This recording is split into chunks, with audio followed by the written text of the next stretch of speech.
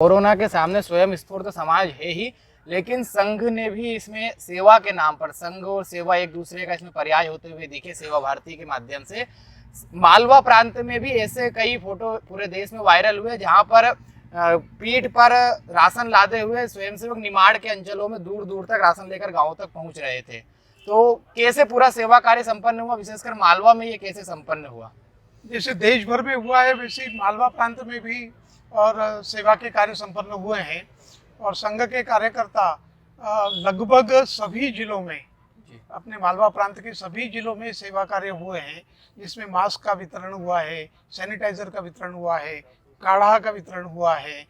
फिर सूखी सामग्री जहां आवश्यकता है वहां पर सूखी सामग्री का वितरण हुआ है, जहां पर तैयार भोजन देने की आवश्यकता थी वहां पर तैयार भोजन भी दिया गया है। और हमने तो देखा है कि और महाराष्ट्र और गुजरात से लगा हमारा भाग जो है मालवा प्रांत का सेंधवा, वहाँ से लेकर जो हमारा हाईवे चलता है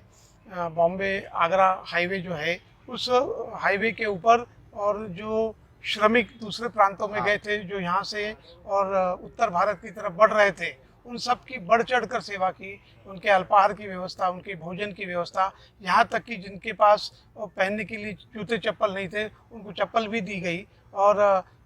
ये केवल संघ ने और सेवा भारती ने किया ऐसा नहीं है, इंदौर का संपूर्ण समाज उठकर खड़ा हुआ था और स्वस्फूर्त भाव से और सेवा की भावना जागृत हुई और उनको ऐसा लगा कि हमने भी कुछ करना चाहिए, तो उन्होंने सेवा की। ऐसे बढ़ चढ़कर और जहाँ पर जैसी आवश्यकता थी उसके अनुरूप अपने कार्यकर्ताओं ने और समाज को साथ में लेकर और काम किए। कहते हैं कि 95 वर्ष से अधिक का जो संघ का समय हो गया है, इसमें प्रतिबंध को छोड़ दे, इमरजेंसी को छोड़ दे तो संघ का कार्य कभी भी ठप नहीं हुआ है। लेकिन पिछले वर्ष से जब से कोरोना आया है तो लगा है कि मैदान पर जो शाखाएं लगती थी वे बंद हो गई है और संघ में एकमात्र ऐसा संगठन है जिसमें प्रतिदिन मिलन की प्रक्रिया है। तो कार्यकर्ताओं से संवाद के लिए, स्वयंसेवकों से संवाद के लिए, उनके आप जो संस्कार देते हैं शारीरिक बौद्धिक के, उसके लिए अन्य कोई व्यवस्थाएं की गई थी क्या? साथ ही अब ये दूसरी लहर भी फिर से आ गई है और कई इंदौर उज्जैन जैसे शहरों में 1000 से अधिक केसेस रोज निकल रहे हैं, तो अब की इनकी क्या स्थिति है? वैसे कोरोना काल में और लगभग 7-8 महीने तक और प्रत्यक्ष शाखा जो मैदान पे लगती थी वो निश्चित रूप से और उसका आग्रह हमने नहीं किया था और कई स्थानों पर वो बंद हो गई थी। लेकिन उसका मतलब ये नहीं निकलता है कि संघ की गतिविधियां बंद हो गई थी। ऑनलाइन और नई जो टेक्नोलॉजी है उसको ग्रामीण क्षेत्र में छोटे से छोटे कार्यकर्ता ने भी उसको और अपनाते हुए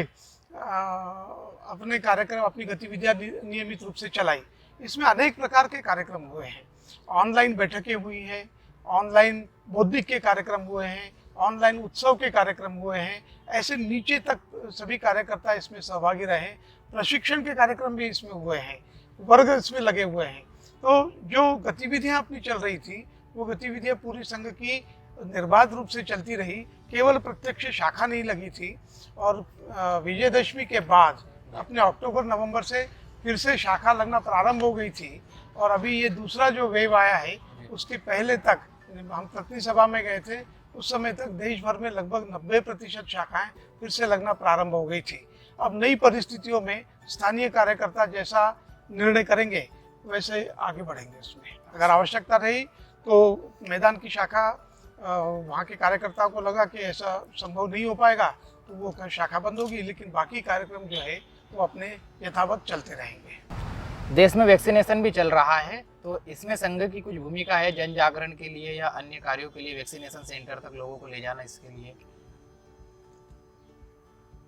कोरोना महामारी के संदर्भ में